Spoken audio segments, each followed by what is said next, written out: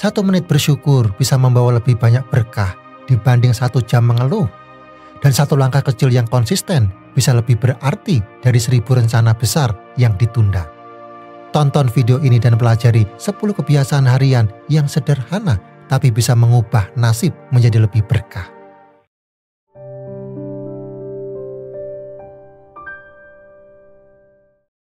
Ada harapan yang dulu saya pegang erat, yang saya rawat dengan doa dan usaha. Tapi seiring waktu, harapan itu terasa semakin jauh, dan saya mulai lelah mengejarnya. Rasanya seperti berdiri di tengah badai yang tidak kunjung reda. Jika kamu juga merasa begitu, ketahuilah bahwa kita tidak benar-benar sendirian. Sekarang, mari kita mulai ulang dengan cara yang lebih sederhana melalui 10 kebiasaan harian yang bisa membuka jalan menuju sukses dan rezeki yang selama ini kita nantikan. Yang pertama, bangun lebih awal. Dulu, saya punya seorang teman yang sangat saya hormati. Ia bukan orang yang malas. Justru sebaliknya, kerja kerasnya luar biasa. Setiap hari, ia pulang larut, tenggelam dalam rutinitas yang seolah tidak berujung. Tapi yang membuat hati saya terenyuh, meski sudah mencurahkan segalanya, hidupnya tetap seperti diam di tempat. Tidak ada kemajuan yang berarti. Harapan mulai meredup dan ia mulai mempertanyakan arah hidupnya sendiri. Sampai suatu hari dalam sebuah percakapan sederhana, ia berkata bahwa ia lelah bukan karena pekerjaannya, tapi karena merasa tidak punya kendali atas waktunya. Ia merasa hidupnya hanya mengejar, bukan mengarahkan. Dari situlah ia mulai melakukan satu hal kecil yang mengubah segalanya dengan cara bangun lebih awal. Awalnya hanya 15 menit lebih cepat. Ia gunakan waktu itu untuk duduk diam, menulis, dan berdoa. Tidak ada pekerjaan, tidak ada tuntutan, hanya ia dan dirinya sendiri. Perlahan, waktu bangunnya bergeser menjadi pukul 5 pagi. Ia mulai menyusun rencana hari itu, mengevaluasi hidupnya, dan yang paling penting, menyadari bahwa ia sebenarnya punya pilihan. Perubahan itu tidak membuat hidupnya langsung berhasil, tapi untuk pertama kalinya setelah sekian lama, ia merasa memegang kendali atas harinya. Ia tidak lagi dikejar-kejar waktu, tidak lagi merasa hidup hanya seperti roda yang berputar di tempat. Kebiasaan kecil ini memberinya ketenangan, dan dari ketenangan itu tumbuh kembali harapan. Saya percaya, banyak dari kita pernah merasa seperti itu, terjebak dalam ritme yang melelahkan tanpa tahu bagaimana memulainya kembali. Tapi jawaban itu tidak selalu ada di perubahan besar. Bisa jadi ia tersembunyi dalam pagi yang tenang dan sunyi, saat kita memilih untuk hadir sepenuhnya bagi diri sendiri. Coba renungkan, kapan terakhir kali kamu benar-benar memberi waktu untuk dirimu sendiri sebelum dunia mulai menuntut?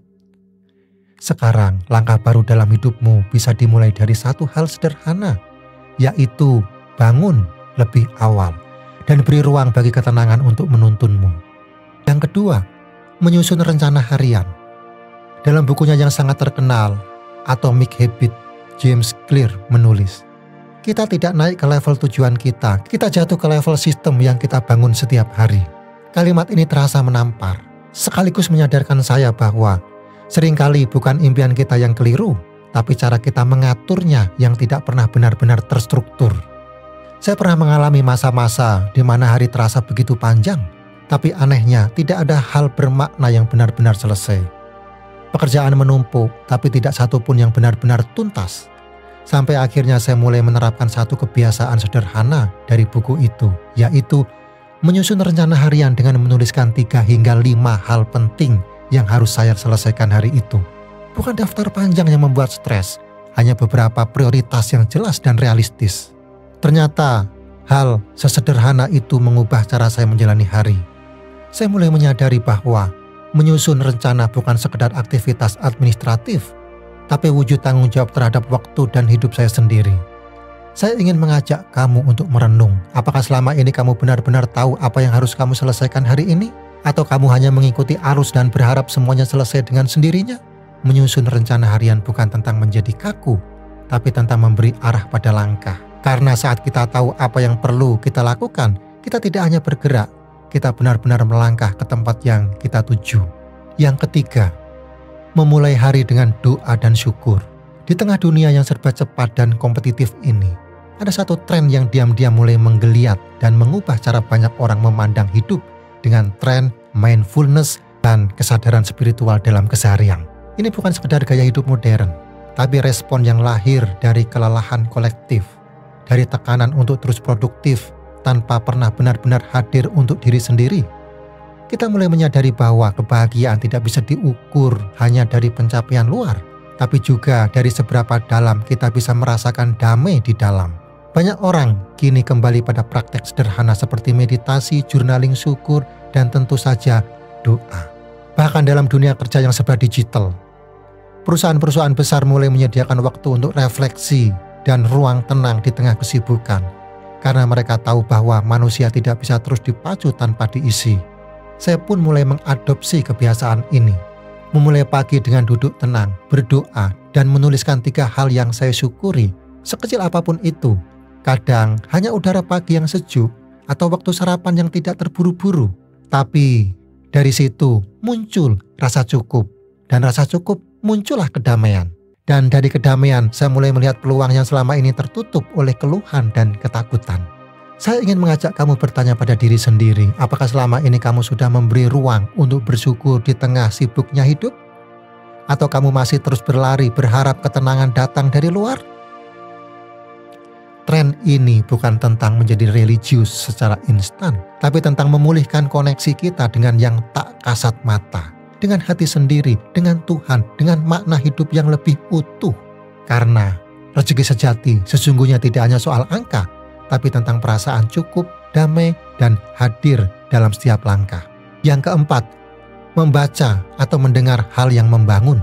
Dalam bukunya yang terkenal, The Power of Habit, Charles Duhigg menulis, kebiasaan adalah kunci untuk mengubah hidup kita, karena apa yang kita lakukan setiap hari, itulah yang menentukan siapa kita. Kalimat ini mengingatkan saya betapa pentingnya apa yang kita konsumsi setiap hari. Baik itu informasi, pemikiran, atau bahkan perasaan. Hal-hal ini akan membentuk kita, baik atau buruk, menuju tujuan yang kita tuju.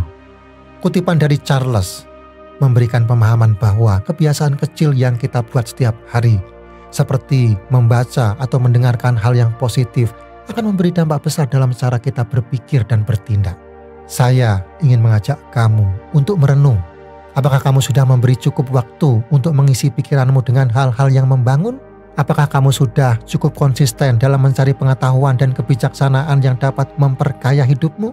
Karena belajar itu bukan soal besar kecilnya apa yang dipelajari, tapi seberapa konsisten kita menjadikannya sebagai kebiasaan yang membawa perubahan.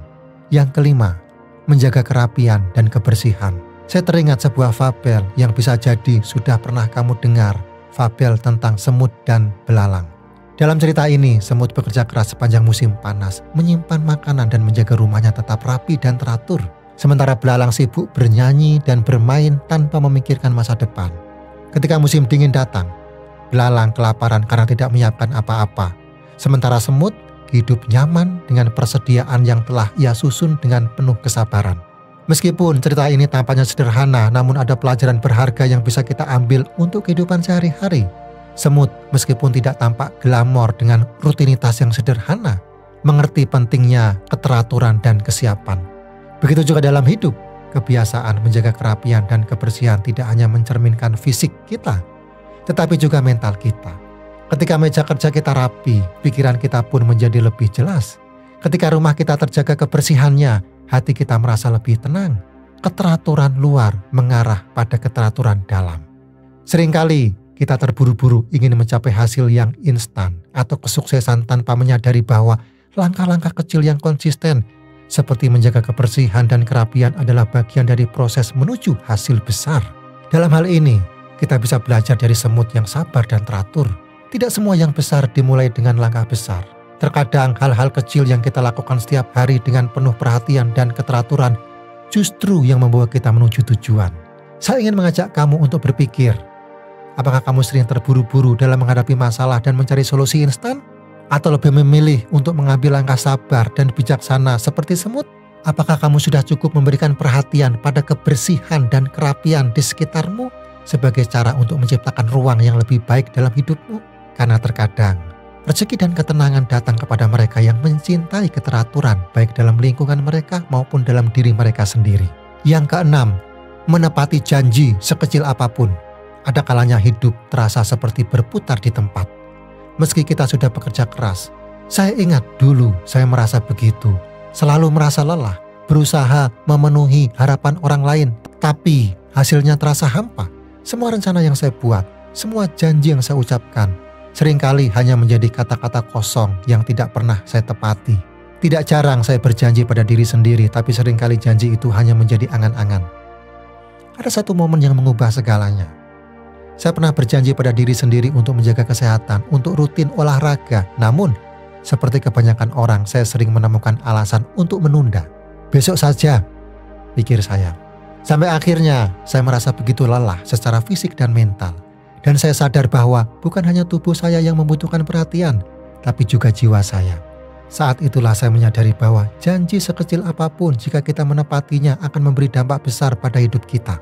Saya mulai melangkah perlahan, berkomitmen untuk olahraga beberapa menit setiap hari. Bahkan jika itu hanya jalan kaki singkat. Awalnya terasa kecil dan sepele, tapi saya mulai merasa perbedaan. Tidak hanya fisik saya yang mulai membaik, tapi juga perasaan saya. Ada kepuasan batin yang luar biasa ketika saya menepati janji-janji kecil pada diri sendiri. Dari situ saya menyadari bahwa integritas bukan hanya tentang janji kepada orang lain, tapi juga kepada diri sendiri.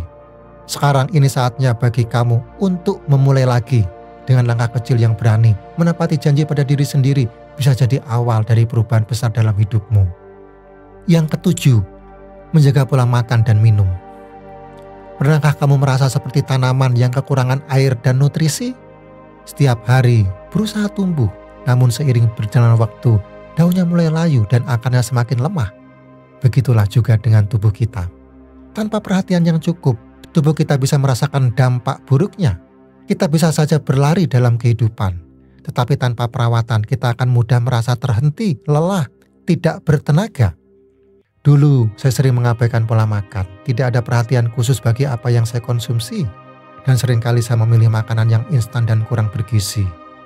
Seperti tanaman yang tidak mendapatkan cukup air, tubuh saya mulai menunjukkan tanda-tanda kelelahan. Saya merasa selalu kekurangan energi dan kesulitan menjalani hari dengan produktif. Namun, ketika saya mulai memberikan perhatian lebih pada diri sendiri, mulai mengkonsumsi makanan yang lebih bergizi, dan memperbanyak air putih, tubuh saya mulai merespon dengan lebih baik. Cobalah merenung sejenak, apakah kamu memberi tubuhmu cukup nutrisi dan perhatian? Seperti tanaman yang membutuhkan air dan perawatan, tubuh kita juga memerlukan asupan yang tepat agar bisa tumbuh dan berkembang dengan optimal. So, bagaimana dengan tubuhmu hari ini? Sudahkah kamu memberikan apa yang dibutuhkan agar bisa terus tumbuh dan berjalan lebih sehat? Yang kedelapan, menyisihkan waktu untuk berdiam dan merenung. Kegagalan seringkali dianggap sebagai hal yang menakutkan, sesuatu yang harus dihindari. Namun, jika kita menelusuri perjalanan hidup tokoh-tokoh besar yang sukses, kita akan menemukan bahwa kegagalan justru adalah bagian tak terpisahkan dari kesuksesan mereka. Banyak yang menganggap kegagalan sebagai akhir, padahal justru dari kegagalan itu lahir pelajaran berharga yang membawa mereka menuju puncak. Ambil contoh Thomas Edison, seorang ilmuwan legendaris yang dikenal karena penemuan bola lampu pijarnya. Sebelum berhasil, Edison gagal lebih dari 1000 kali. Ketika ditanya tentang kegagalannya, dia menjawab dengan bijak, "Saya tidak gagal 1000 kali, saya hanya menemukan 1000 cara yang tidak berhasil." Ada juga J.K. Rowling, penulis buku Harry Potter yang pernah mengalami kegagalan bertubi-tubi sebelum akhirnya meraih kesuksesan luar biasa. Saat menyampaikan pengalamannya, Rowling mengatakan, "Kegagalan membuat saya lebih kuat. Saya belajar banyak dari kegagalan tersebut. Tanpa itu, saya tidak akan menemukan cara untuk berhasil." Fakta dan statistik menunjukkan bahwa banyak tokoh sukses lainnya, seperti Walt Disney yang dipecat dari surat kabar karena kurang imajinasi, atau Michael Jordan yang gagal masuk tim basket sekolahnya, juga mengalami kegagalan yang mendalam sebelum meraih puncak kesuksesan mereka. Saya ingin mengajak kamu untuk merenung sejenak, apakah kegagalan yang kamu alami selama ini sudah memberikan pelajaran berharga? Atau apakah kamu masih terjebak dalam rasa takut dan penyesalan? Setiap kegagalan yang kita hadapi sebenarnya adalah peluang untuk belajar dan tumbuh lebih kuat. Jangan takut gagal, karena itu adalah bagian dari perjalanan kita untuk menemukan kesuksesan. So, apakah kamu siap menyisihkan waktu untuk berdiam dan merenung agar bisa belajar dari kegagalan dan mempersiapkan langkah-langkah besar ke depan? Yang kesembilan, memberi sedekah meski sedikit. Pernahkah kamu merasa seperti sudah bekerja keras berjuang sepanjang waktu, namun hasilnya tidak sesuai harapan? Terkadang meskipun sudah berusaha sekuat tenaga, segala usaha yang kita lakukan terasa sia-sia dan hidup berjalan stagnan. Saya pernah berada di titik itu, merasa berputar-putar di tempat yang sama tanpa kemajuan. Segala yang saya lakukan terasa tidak cukup dan apa yang saya inginkan tak kunjung tercapai. Namun ada satu hal kecil yang saya coba lakukan yang akhirnya membuka jalan baru dalam hidup saya. Suatu hari ketika saya merasa sangat terpuruk, saya mendengar cerita dari seorang yang saya kenal. Ia juga pernah merasakan hal yang sama. Meski dia sudah bekerja keras, bisnis yang ia jalankan seolah tidak pernah berkembang. Berbulan-bulan berlalu dan segala usaha yang dia lakukan terasa sia-sia. Namun suatu pagi, dia memutuskan untuk melakukan sesuatu yang berbeda, yaitu memberi sedekah. Meski sedikit, tidak banyak, hanya sebatas yang bisa dia berikan saat itu. Sebuah donasi kecil untuk anak-anak yatim dan beberapa kalimat yang penuh doa untuk mereka yang membutuhkan. Tindakan sederhana, tetapi dampaknya besar. Seiring berjalannya waktu, meskipun bisnisnya tidak langsung berubah drastis, ia mulai merasakan kedamaian yang belum pernah ia rasakan sebelumnya. Rezeki tak datang dalam bentuk uang yang melimpah secara instan. Tetapi hal-hal kecil mulai terjadi, kesempatan baru muncul, dan orang-orang mulai datang dengan tawaran yang tidak pernah dia sangka sebelumnya. Dari pengalaman itu, saya belajar bahwa memberi bukan hanya soal jumlah yang kita berikan, tetapi tentang niat dan ketulusan dalam memberi. So, apa yang bisa kamu berikan hari ini, meski sedikit, untuk menciptakan perubahan besar dalam hidupmu? Yang ke-10, mengakhiri hari dengan evaluasi diri. Dalam kehidupan yang serba cepat ini, kita seringkali terjebak dalam rutinitas harian tanpa memberi ruang untuk merenung. Kadang kita merasa sudah bekerja keras, namun ketika melihat kembali, kita tidak tahu apa yang telah kita capai. Disinilah pentingnya kebiasaan untuk mengakhiri hari dengan evaluasi diri. Sebagaimana yang dikatakan oleh Stephen Covey dalam bukunya The 7 Habits of Highly Effective People, kita tidak dapat mengubah apa yang tidak kita ukur.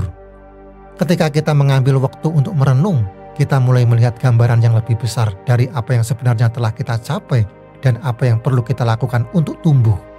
Covey mengingatkan kita bahwa perubahan besar dalam hidup dimulai dari kesadaran kecil yang kita bangun setiap hari. Evaluasi diri bukanlah soal mengkritik diri sendiri, tetapi tentang memberi ruang bagi pertumbuhan yang konsisten. Ketika kita bertanya pada diri sendiri, apa yang sudah kulakukan hari ini? Apa yang bisa kuperbaiki besok? Kita sedang membuka kesempatan untuk berkembang, bukan hanya di luar, tapi juga dalam diri kita. Kutipan Covey tersebut mengajarkan kita bahwa sukses tidak datang dalam bentuk yang instan, tetapi sebagai hasil dari kebiasaan yang berkelanjutan. Mengakhiri hari dengan evaluasi diri adalah salah satu cara untuk memastikan kita selalu berkembang, meskipun kadang hasilnya tidak langsung terlihat. Dengan kebiasaan ini kita belajar untuk terus memperbaiki diri meskipun langkah-langkah kecil yang kita ambil. Sekarang coba pikirkan, apakah kamu sudah cukup konsisten dengan kebiasaan evaluasi diri ini?